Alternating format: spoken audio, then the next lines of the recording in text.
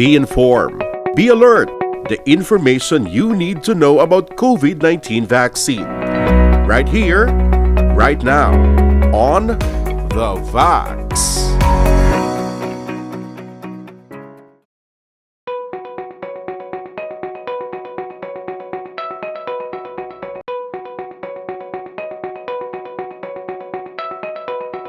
As a neurologist, per me na nga question, no? Ano ang mga neurological, neuropsychiatric diseases nga makita sa COVID-19? So, I looked at Lancet Neurology, high-impact journal in medicine. Nag-study sila worldwide.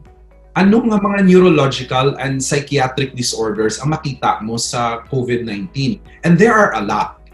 The most common of which are strokes. Maghambal ikaw na stroke, it means nga ang ugat sa utok mo nagka-problema. Either nagsupon siya, which we call an infarct, or naglupok siya, which we call bleeds. So amo na sila, no? Magka-stroke ikaw. And some people, post-COVID, nag-develop sila sa COVID-related dementia.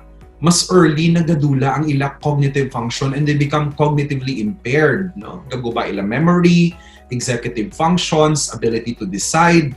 And these people will also develop some forms of psychotic disorders.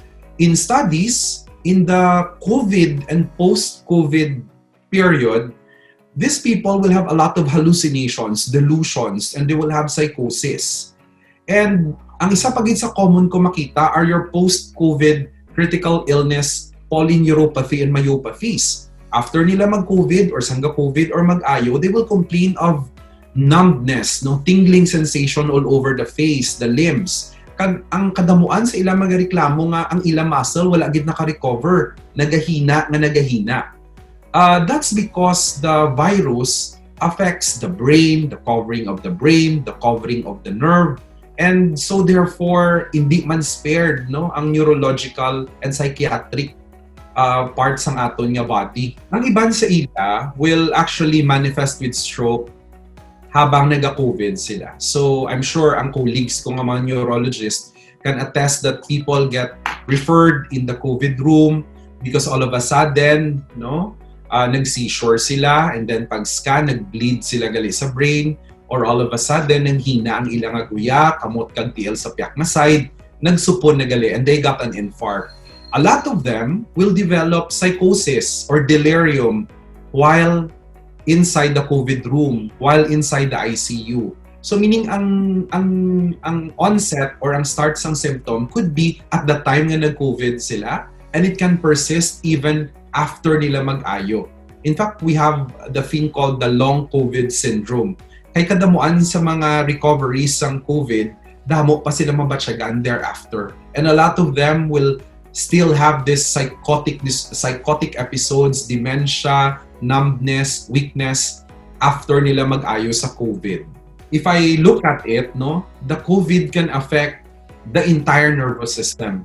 Ang brain mo, ang covering sang brain mo, ang nerves mo, pati ang nerves mo sa gwa sang brain, including your muscles. So ang tanan na ginhambal ko, you can have a stroke in the brain. It could be an infarct, it could be a bleed. You can have psychotic disorders. You can have dementia. Tapos ang nerve mo naman, you can have critical illness or COVID-related polyneuropathy. Ang muscle mo magahina man, COVID-related. So technically, the entire nervous system can be affected, no? One or more parts of your nervous system.